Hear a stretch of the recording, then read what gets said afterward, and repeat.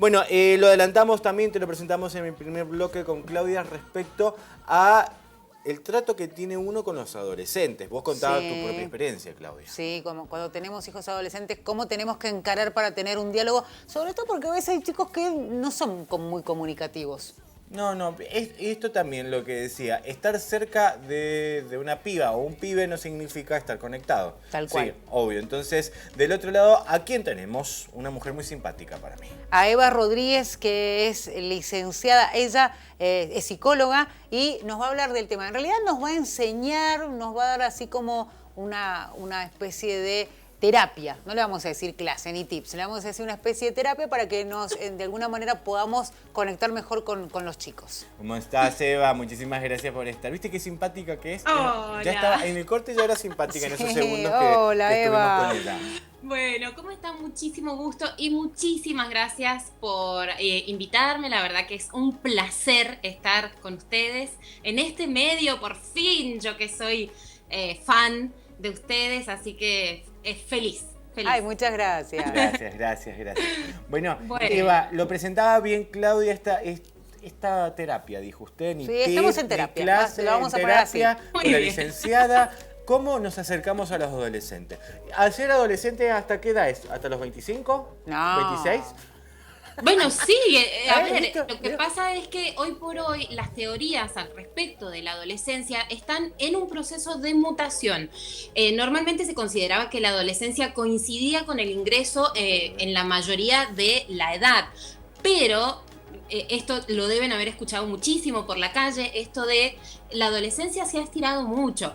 Y es real, no es una mentira o una falacia, es real. La adolescencia, psicológicamente hablando, socialmente hablando, laboralmente hablando y al respecto de los compromisos que los jóvenes adultos tienen que adquirir, se han ido desplazando esas barreras y cada vez es como que se estira un poquito más y va comiendo la adolescencia un poco de añitos. Pero dependerá del caso, dependerá del adolescente, dependerá del joven, dependerá de la familia, dependerá también del entorno que lo rodea. Yo diría que, bueno, alrededor de los 20 y pico ya tendríamos que estar saliendo de la adolescencia y entrando en la adultez joven, más o menos. Por ahí, depende del caso. ¿Qué me miras? Me espanté, Me mira, Claudia, Eva. mirar. En serio, porque tengo una hija de 22 años y a veces tengo la sensación, digo, de que todavía le falta como cortar ciertos lazos. Por ahí Claro. yo le digo, tenés que ser más independiente, más allá de que lo ha sido bastante durante, incluso cuando era muy chica, pero por ahí tengo la sensación que hay ciertas cosas que no se cortan. Digo, ¿cuáles son las señales que te indican Para a mí vos el como problema es la papá o mamá. mamá? Sí, debe ser Para mí el eso. problema es la mamá. Sí, puede ser. El tema es, ¿qué cositas te hacen dar cuenta como papá o mamá que tu hijo ya dejó de ser adolescente, por ejemplo? Mira, como dijimos recién, va a depender de cada persona en particular, Claro. porque no podríamos establecer una regla universal. Imagínense que tampoco es lo mismo un chico acá o una chica acá que en África, por decir algo. Pero a ver, el hecho de poder asumir responsabilidades con compromiso, con consistencia, una responsabilidad al respecto de su propia salud, y uno como papá o como mamá poder desligarse de esa responsabilidad y entregar una confianza plena, eso sería un buen indicio de que nuestro o nuestra pequeño y pequeña adolescente está transformándose en un adulto joven. El hecho de adquirir plenamente esa capacidad de independencia, autogestiva, bueno. Eva, esto también se le da a las personas cuando se van a vivir solos, que se van de su casa, de la mamá y el papá, se van y empiezan algunos problemas. ¿Cómo te vas a ir? ¿Cómo te vas a sustentar? Pues acá tenés todo. ¿Viste? Y Te otros le empiezan- van a decir, buenísimo, que te vayas. Sí, me dijeron, sí, chao, Víctor. Chau. Claro. Bueno, este es un síndrome súper común hoy por hoy.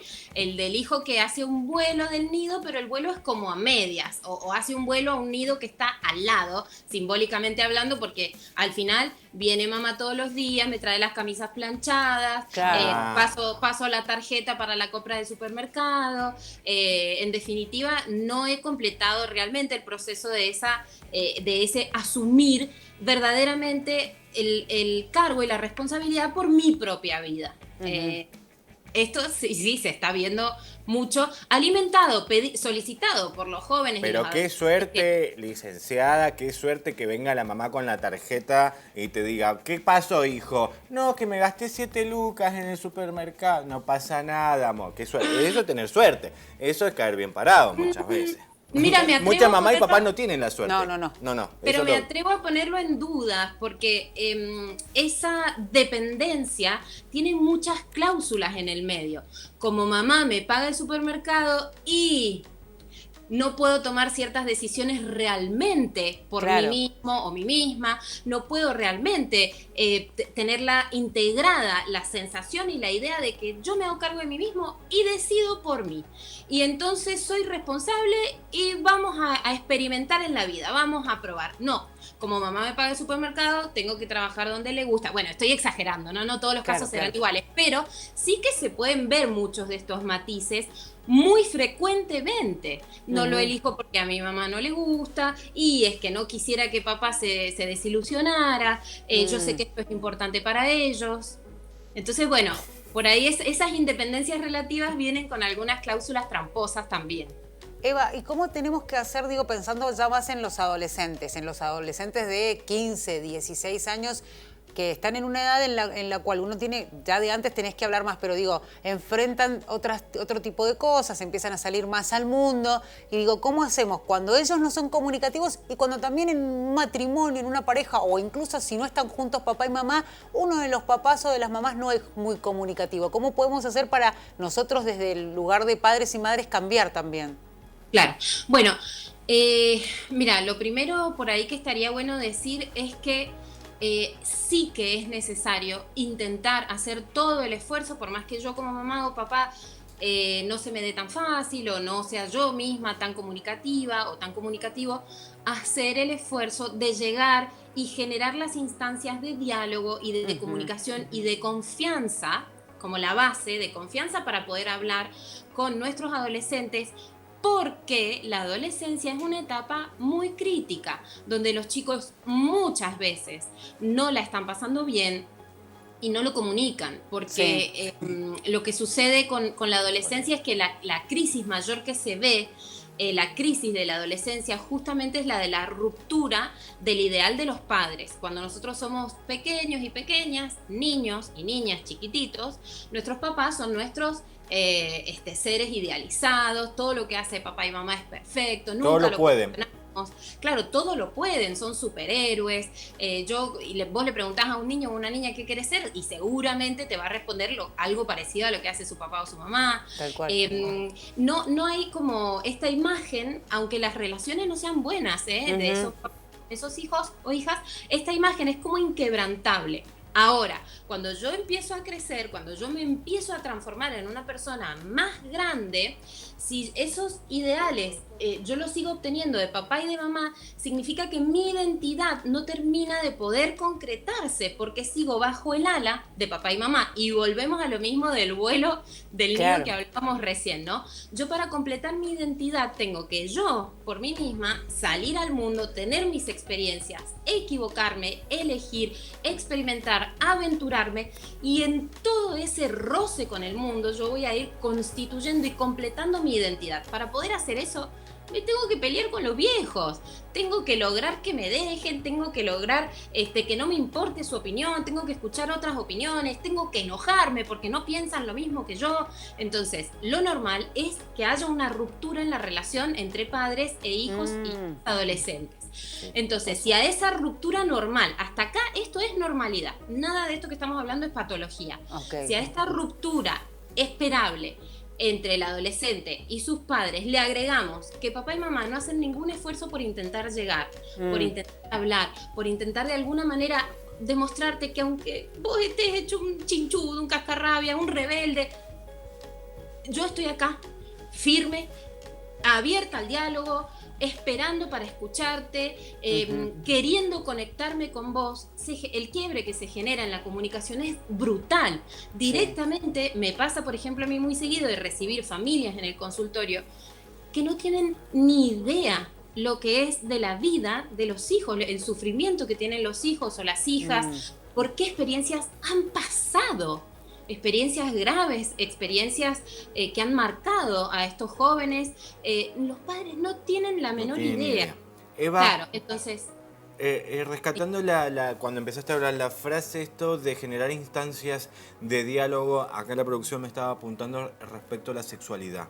Sí, bueno, la adolescencia es un ámbito donde uno empieza a explorar, empieza a conocer gente, empieza a ver otras cosas de otra manera, y por ahí los pibes y las pibas de 16 años, no hablo por todos, no hay que generalizar, pero no sienten ganas de hablar con los padres sobre sexo. No sienten la confianza. No sé si la les palabra interesa. confianza, porque ustedes saben que los padres, uno nace, ya sabe, o sea, ya ha hecho todo el proceso, los padres han tenido otra cosa, pero no voy a hablar con mi mamá ni mi papá de sexualidad. De ese tema no. De sexo no. Prefiero hablar con la profesora, busco otras instancias, pero por ahí es más complicado para los padres porque quieren estar en esa etapa.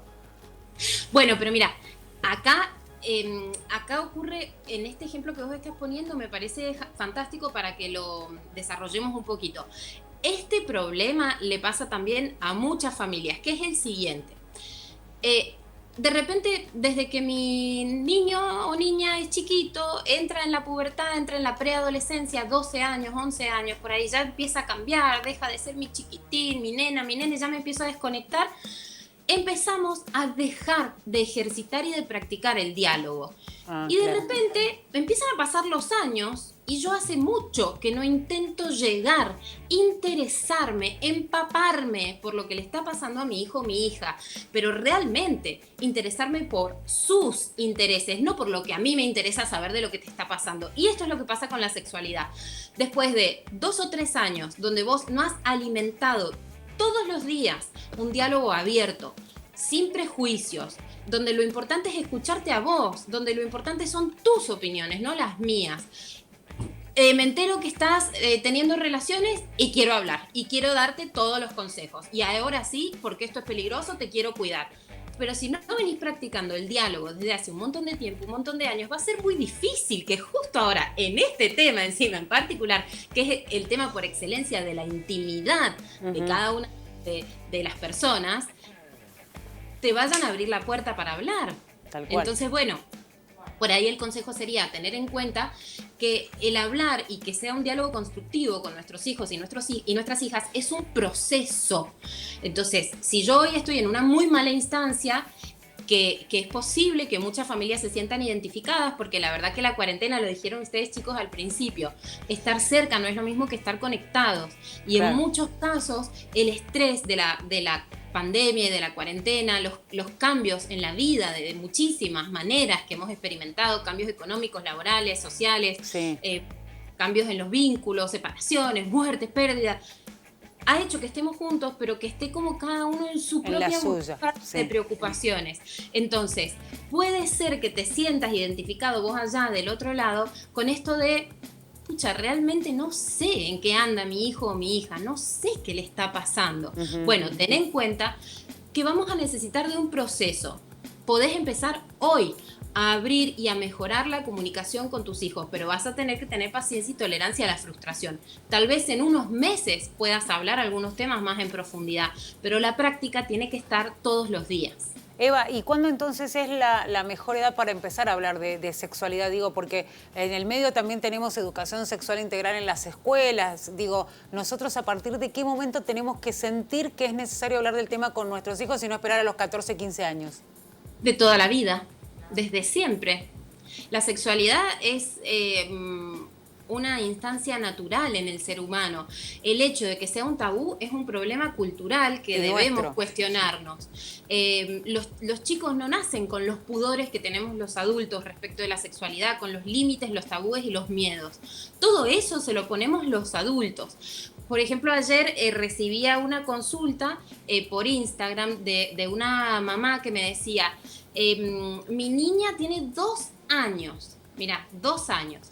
Y la veo que se toca mucho sus genitales. A mí me preocupa porque ¿qué le estará pasando? Me da vergüenza, me decía la mamá. A mí me da vergüenza, le saco la mano, la reto, no quiero que la haga delante de gente. Todo eso es de la madre, no tiene nada que ver con la nena de 2 años, ¿sí? Esa niña de 2 años tiene sus genitales, tiene su cuerpo está vivo, habla, no tiene una sexualidad porque es pequeña todavía, pero sí que tendríamos que poder hablar de estos temas con mucha más naturalidad y no enroscarnos y enfrascarnos y empezar a poner excusas y trabas y maneras raras y rebuscadas de contar la realidad, cuando en realidad contar la realidad es lo más fácil y lo más sencillo que hay y es lo más sano también. Sí. Totalmente, Entonces, totalmente. mi consejo es que desde siempre, eligiendo las palabras, claro Y está, entendiendo los tiempos también, ¿no?